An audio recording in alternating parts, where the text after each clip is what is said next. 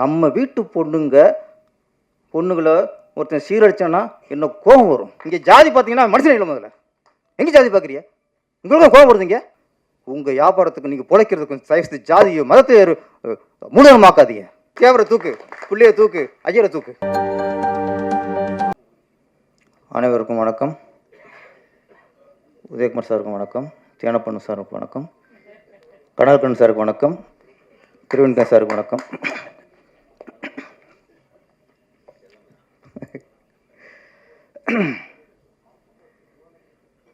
இந்த விழாவில் தொகுப்பாளராக நட்புக்காக தொகுத்து வழங்கி கொண்டிருக்கும் செந்தமிழன் சார் அவர்களுக்கு, இயக்குனர் செந்தமிழன் சார் அவர்களுக்கு வணக்கம். இது நட்பின் பிரதிபலிப்பு, ரஞ்சித் சாரோட நட்பு. இதில்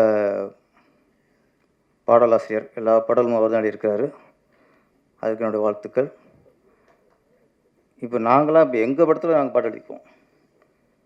எங்கள் படத்தில் நாங்கள் பாட்டு அடிக்கிறதுலாம் பெரிய விஷயம் இல்லை, அது எங்களுக்கு நாங்களே கொடுத்துக்கிற வாய்ப்பு. இன்னொருத்த படத்தில் பாடலாசிரியர் வாய்ப்பு கொடுத்தா தான் அவர் முழு பாடலாசிரியர். நாங்கள் ஆசைக்கு அளிக்கிறது தானே. இது ரஞ்சித் சார் உங்கள் மேலே உள்ள நம்பிக்கையில் உங்களுக்கு அந்த வாய்ப்பை கொடுத்துருக்குறாரு. அதனால் நீங்கள் ஒரு முழு பாடலாசிரியராக வெற்றி அடைஞ்சிருக்கீங்க. அந்த ஃபஸ்ட்டு அந்த அப்பா சாங் சென்டிமெண்ட் ரொம்ப, அது ஒரு சினிமா பாட்டு மாதிரி இல்லை. அதில் என்ன அதில் புதுமைனா, ரொம்ப ஒரு அழுத்தம் கொடுத்து இல்லாமல் சாதாரணமாக ஒரு வில்லேஜில் ஒரு பாட்டு மாதிரி தெரிஞ்ச தவிர ஒரு திரைப்பட பாடலுக்கான இலக்கணத்தை மீறி அழகாக ஒரு பாசத்தின் பதிவு. இசையமைப்பாளருக்கு வாழ்த்துக்கள். அப்புறம் அந்த டியூட் சாங், அதுவும் வரிகள்லாம் சிறப்பாக இருந்துச்சு. அதில் ரஞ்சித் சார் என்ட்ரி கொடுத்தோடனே அவர் அறிமுகம்போது எப்படி இருந்தாரோ அப்படியே இருக்கார். ஆமாம், ஃபேஸ் பழிச்சுன்னா அதே ஒரு மலர்ச்சி, அதே ஒரு புத்துணர்ச்சி. அந்த சிரிச்சம்போம் இவர்கிட்ட பிடிச்சதே நடிகரில் கேஆர்விஜா, நடிகரில் ரஞ்சித் சார். அவர் ஒரு புன்னகை மன்னன். எங்கே பார்த்தாலும் சரி, எங்கே எப்போ பார்த்தாலும் அதில் ஒரு சோர்வு இருக்காது, எப்போவுமே ஒரு கவலை இருக்காது. அந்த தங்கம் சொன்னல அது ஒரு ஆம்பளை சினேகா, ஆம்பளை கேஆர் விஜயா, நீங்கள் என்ன வேணால் வச்சுக்கலாம். ஓகே, ஆமாம், ஆம்பளை நயன்தாரா கூட வச்சுங்க. இப்போ என்ன இப்போ சொல்கிறீங்க, திருசான வச்சுங்க. இப்போ என்ன அந்த ஒரு புத்துணர்ச்சி. யாரோ சொன்னாங்க, அவர் தான் காதல் சுகுமார். அவர் பாருங்க, அவர் காதல்ங்கிறது பழைய உடம்பு ஆயிப்போச்சு. ஆனால் அவர் சொல்கிறார், பழைய காதல்கிட்ட பேசுகிற மாதிரி இவர்கிட்ட பேசுகிற சுகமாக இருக்குமா. இதில் காதல் சுகுமார் இன்றைக்கும் பழைய காதல்கிட்ட பேசியிருக்காருன்னு தெரிஞ்சு போச்சு. ஒப்பிடுறாரு பாருங்க, பழைய காதல்கிட்ட எப்படி பேசுகிறோமோ அந்த ஒரு சுகம் புத்துணர்ச்சி ரஞ்சித் சார் பேசுகிற மாதிரி இருக்குன்ட்டு. தொடருங்க, நான் நல்ல வச்சு தொடருவேன். பழைய காதலிக்கு அவரோட ஹஸ்பண்ட் தெரியாமல் பார்த்துங்க, பிரச்சனை இப்போ. அப்போ நம்ம இப்போ படத்தோட 2ஆம் கதாநாயகன் பேர் அனீஸ். அவர் ஒரு விஷயம் சொன்னார், மாங்கனி என்ற இன்னொரு பேர் என்ன சொன்னீங்க, அல்ஃபியா. ஆமாம், அவளை பிடிச்சி இழுக்கும்போது அவள் கையில் ரத்தம் வச்சுனார். அது இழுக்க தேவையில்லை, சுண்டுனா ரத்தம் வரும். அந்த மாதிரி கலர் மாங்கனிக்கு சுண்டுனா ரத்தம் வரும். நீங்கள் வேறு பிடிச்சி எடுத்துருக்கீங்க, டெய்லி நெயில் கட் பண்ணுங்க. இது கண்டினியூட்டி தேவையில்லை. ஏங்க ரத்தம் வர மாதிரி பிடிச்சிருக்கியா, அப்போன்னு கண்டினியூட்டி கட் பண்ணுங்க. கட் பண்ணியாச்சப்போ சரி, நான் பார்ட் 2 எடுப்பாங்க, அதுக்கு நீங்கள் கண்டினியூ வளர்த்துக்கு இருக்காதீங்க. மாங்கனி தான் ஹீரோனியாக இருக்கும், நீங்கள் பிடிக்க வேண்டியது இருக்கும், பார்த்து. அப்புறம் இந்த மேடையில் இன்னொன்று நிறைய அந்த நன்றியோட வெளிப்பாடு, விசுவாசத்தின வெளிப்பாடு. நீ பார்த்தா ரஞ்சித் சார் எந்த அளவுக்கு ஒரு நல்ல நடிகர், நல்ல ஒரு மனமுள்ள நடிகர் அப்படிங்கிற எடுத்துக்காட்டு. இவரை வைத்து இயக்குனர்லாம் வந்திருக்காங்க. நேசம் புதுசு வேலுமுருகன் சார், ஒரு மறுமலர்ச்சி பாரதி சார், செந்தமிழ் வந்து சிந்து நதி பூ இயக்குனர் செந்தமிழன் வந்து நிகழ்ச்சியை தோற்று வாங்கியிருக்காரு. இது எல்லாமே நட்புக்காக வந்திருக்காங்க. இதுதாங்க இந்த இந்த நிகழ்ச்சியில் மிகப்பெரிய அதிசயம். நன்றியோடு வந்திருக்காங்க பார்த்தீங்களா, அதுதான் இன்றைக்கி சினிமாவில் இல்லாமல் இருக்கிற விஷயம் இங்கே இருக்குது. முதல்ல வாழ்த்துக்கள் சார்.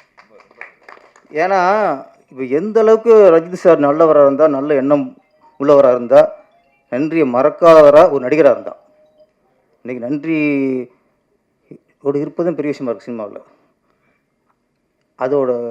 அதுக்கு சாட்சி, அதுக்கு ஆதாரம் தான் அவருடைய இயக்குனர் எல்லாமே இங்கே வந்திருக்காங்க. முதல்ல எந்த நடிகர் தன்னை வைத்து இயக்கிய இயக்குனரை மதிக்கிறாரோ அவன் தான் முதல் நல்ல நடிகர். இல்லைன்னா வெறும் நடிகர், சம்பாதிக்க நடிகர், அவ்வளோதான். ஃபஸ்ட்டு மனுஷனாக இருக்கணும்ல. இப்போ நல்ல மனுஷனாக இருக்கார், நல்ல நடிகராக இருக்கார். இப்போது அடுத்த அவதாரம் இயக்குனர்.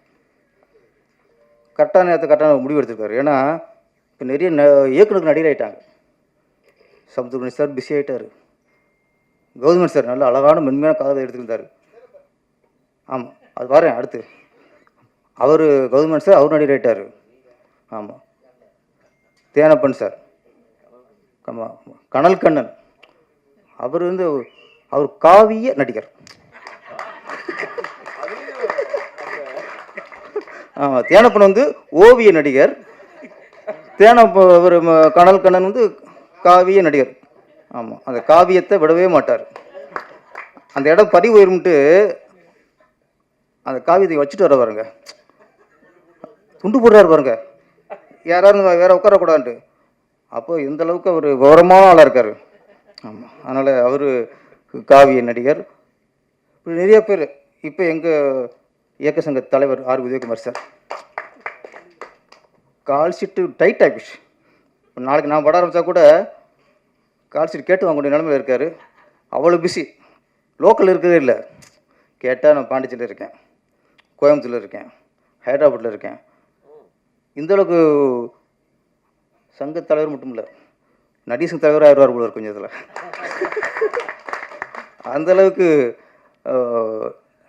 நடிகராயிட்டார்.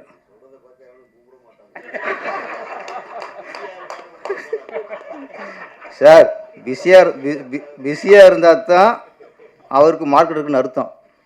ஃப்ரீயாக தான் இருக்காருன்னு அது ஒன்றும் இல்லைன்னு அர்த்தம். நான் உங்களுக்காக நான் ஒரு பிஆர் வேலை பார்க்குறேன். என்ன நான் என்ன 4 படம் நான் உங்களுக்கு கம்மி பண்ணி தரேன், கமிஷன் கொடுத்துருங்க. ஆமாம், அதில் விட்டு கொடுக்கூடாது. அதில் என்னென்னா இப்போ நிறைய இயக்குநர்கள் வந்து நடிகராகும்போது நடிகரை இயக்குனர் ஆகக்கூடாது. அப்போ எங்களுக்கு போட்டி. ஏயா நீங்களும் நடிகராகியோ நாங்கள் நடிச்சுட்டே போயிடணுமா, நாங்களும் இயக்குனர் ஆகிறோம். அந்த ஒரு கோபத்தில் வந்திருக்கா எனக்கு தோணுது தலைவரே. ஆமாம், அது அடுத்து கடைசியாக வாக்கி ஆப்பு அது.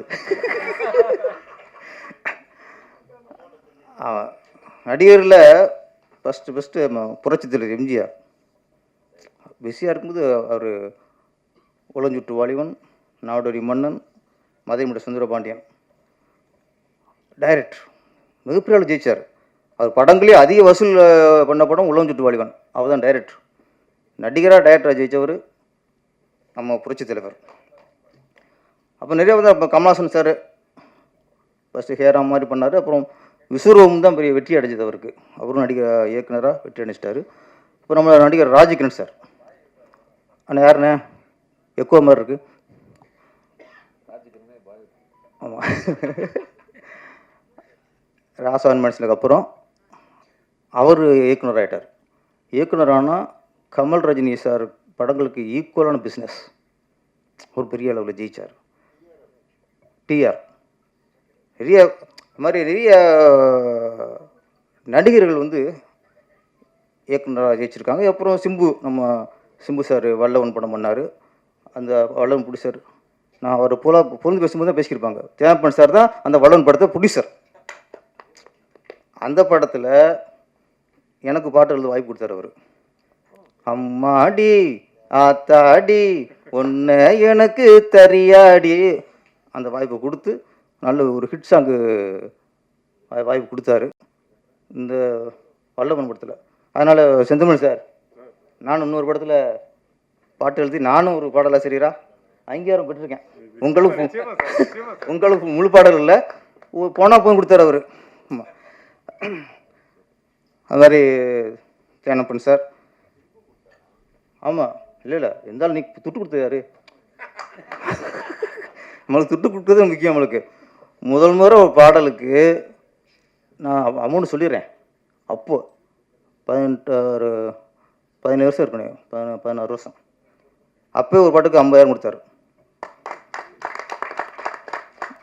நான் வந்து இன்கம் டேக்ஸ் இதில் என்ன எவ்வளோன்னு தெரியல, குறிப்பிட்டிருக்குன்னு தெரியல, மாட்டினாலும் பரவாயில்ல.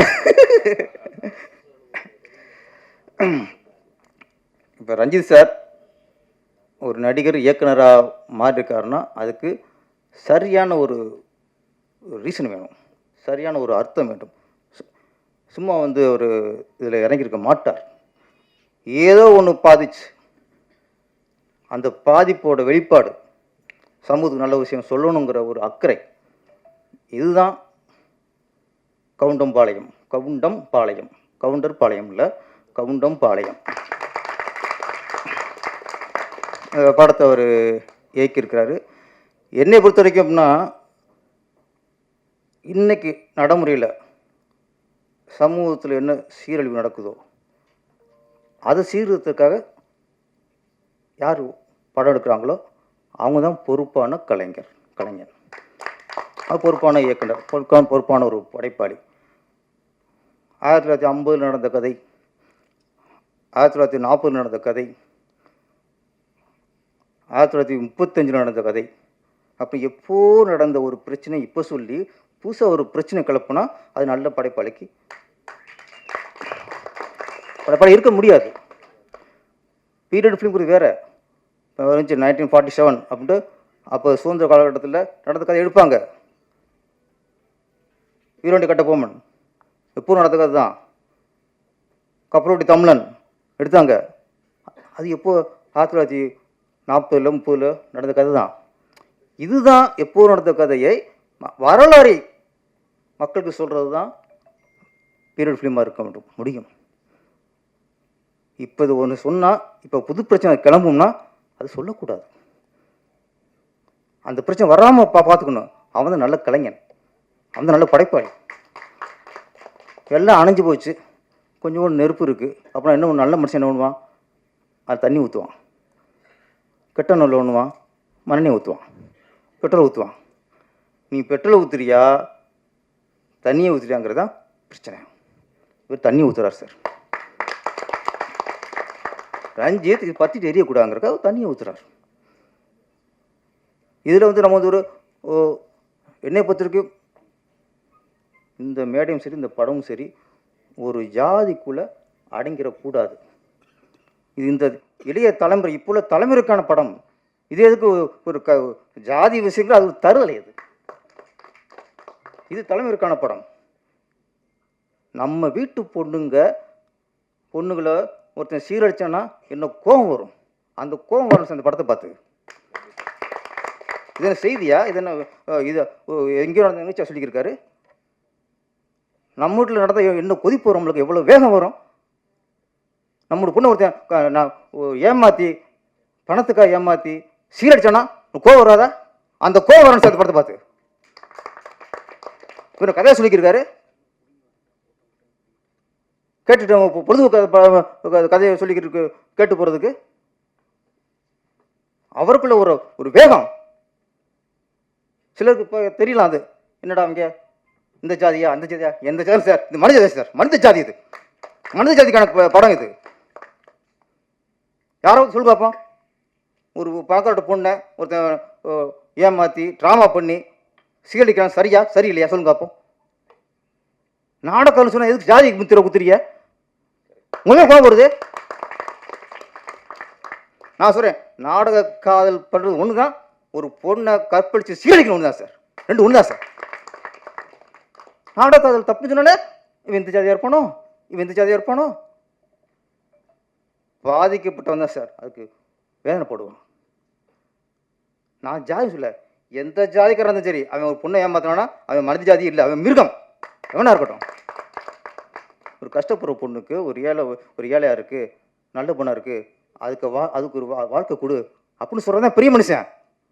நல்ல வசதியாக இருக்குது, பிடிச்சி காய்கட்டா மசி இல்லையா, மேட்ரு முடிச்சுடு, சட் 60 ரூபாயில்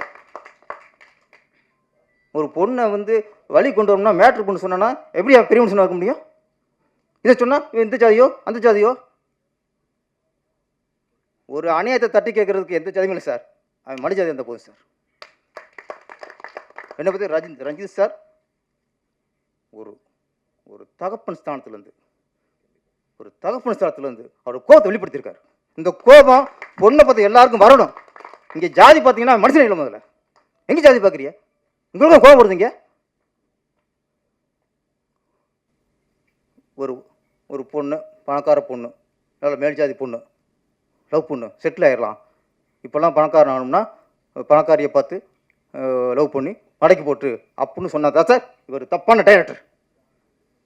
மேட்ரை முடி அப்புறம் கல்யாணம் பண்ணு அப்படின்னு சொன்னா சார் தப்பான டைரக்டர். நாடக காதல் பண்ணி ஏமாத்தன வெட்டி சாயம் சொல்றாருல, அவன் சரியான டைரக்டர் சார். இந்த பொருள சமூகத்துக்கு அவன் தேவையான டைரக்டர் சார். ஜாதி தான் விட்டுருங்க. முதல்ல ஜாதி எதையுமே தூக்கி போடுங்க. ஒரு பொண்ணை ஒருத்தன் ஏமாத்தான தப்பில்லையா தான். நம்பியார் தூக்கிட்டு போனால் உங்களுக்கு சரி, வீரப்பா தூக்கிட்டு போனால் உங்களுக்கு சரி.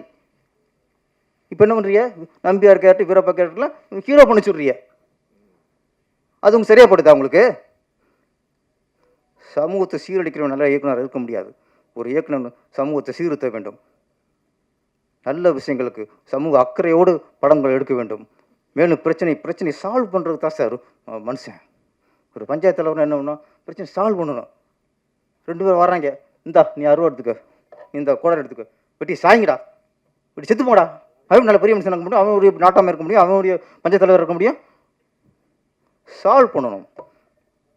பிரச்சனைக்கு சுமூகமான ஒரு தீர்வை உண்டாக்கணும். அவன் தான் படைப்பாளி. வியாபாரியாக இருக்காதியா. சினிமாவில் யாரும் வியாபாரியாக இருக்காதியா. உங்கள் வியாபாரத்துக்கு நீங்கள் பிழைக்கிறதுக்கு சைஸ் ஜாதியோ மதத்தை மூலமாக்காதீங்க. சமூக அக்கறை மூலமாக்குங்க. இல்லையா அழகாக பொழுதுபோக்கு பண்ணிடுங்க, தப்பே இல்லை. காமெடி பண்ணிடுங்க, தப்பே இல்லை. ஒரு குடும்பம் பண்ணிடுங்க, தப்பே இல்லை. கவுண்டம்பாளையம் இது ஒரு பேர் பிரச்சனை.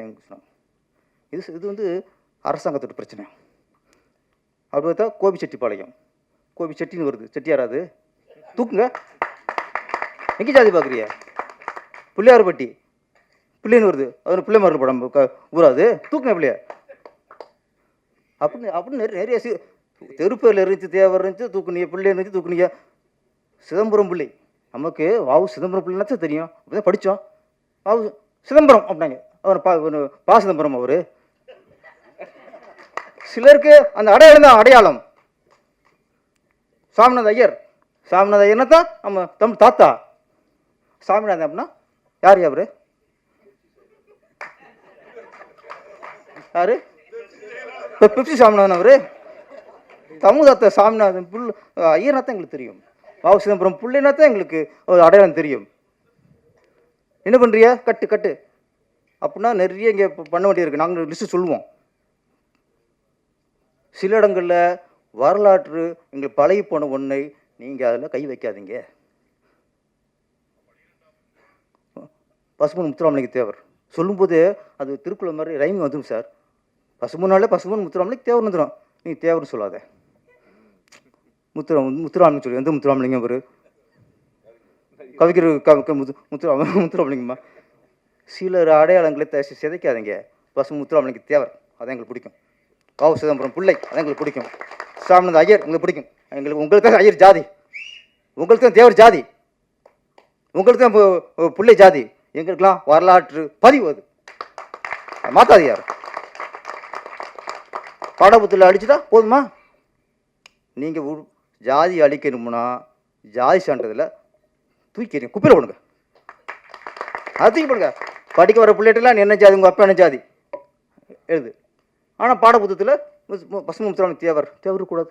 முத்துராமலிங்கம், வாவு சிதம்பரம், படிக்கிற பாடத்தில் நாங்கள் வந்து ஐயரை கட் பண்ணணும், தேவரை கட் பண்ணணும், புள்ளியை கட் பண்ணணும், கவுண்டர் கட் பண்ணணும். ஆனால் ஃபஸ்ட்டு சேரும்போதே நீ கவுண்டரா, தேவரா, ஐயரா, என்ன எவ்வளோ முரண்பாடு இது? யாரை ஏமாத்துறிய?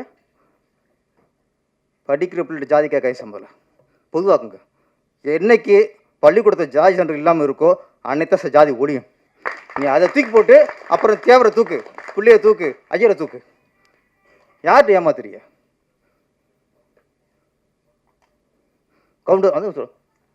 கவுண்டம்பாளையம் இந்த நிறைய ஊர் இருக்குது, செட்டியில் சேர்த்துருக்கு, பிள்ளை நிறைய ஊராக இருக்குது. அது கலைக்கணும், அப்புறம் கலைச்சிக்கலாம். இப்போது இந்த படம் என்னை பொறுத்த வரைக்கும் நான் ட்ரெயிலர் பார்த்தேன். விவசாயிங்க புனிதமான வார்த்தை. விவசாயங்கிறது மாதிரி அதை விட எந்த தொழிலும் இல்லை சார். தொழிலே ரொம்ப புனிதமானது விவசாயம். அந்த டைலாக் கூட அது விவசாயிகளை தூக்கலாம் என்ன தோணுச்சு.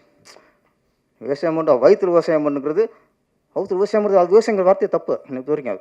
அது வார்த்தை வரக்கூடாது. என்ன அது நம்ம வந்து இவ்வளோ பேசுகிறோம்ல, கொஞ்சம் குறை சொல்லிடணும். ஆனால் விவசாயங்கிறது நம்மளோட உயிர் சார், நம்மளுடைய மூலதனம் சார். அதுக்கு அது ஒப்பிடக்கூடாது. இருந்தாலும் வில்லங்கிறதுனால அது விவசாயம் பண்ணு அப்படிங்கும்போது அது விவசாயம் வர முடியாது. அது விஷத்தை விதைக்கிறது.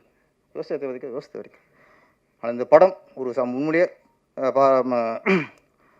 நடிகர் ரஞ்சித் சார் அவர்கள் இன்னைக்கு இயக்குனர் ரஞ்சித்தா மாடியிருக்காரு. சும்மா ஏதோ ஜாலியாக படம் எடுக்காமல் நல்ல விஷயத்த சொல்லியிருக்கிறாரு. இந்த படம் மிகப்பெரிய வெற்றி அடைஞ்சு சமூக விழிப்புணர்வு உண்டாக்கணும். குறிப்பாக பொண்ணை பெற்றவங்க பூரா அந்த படத்தை பார்க்கணும்.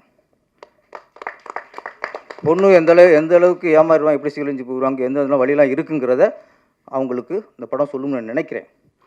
அதனால் இது காதல் படம் இருந்தால் காதல் எல்லாம் பார்க்கலாம். இது நாடக காதலை பற்றி படம். அதனால் முக்கியமாக பெற்றவங்க தான் பார்க்கணும், மற்றவங்களும் பார்க்கணும். எல்லாரும் பார்த்து இந்த படத்தை வெற்றி அடைய வைப்போம். நன்றி, வணக்கம்.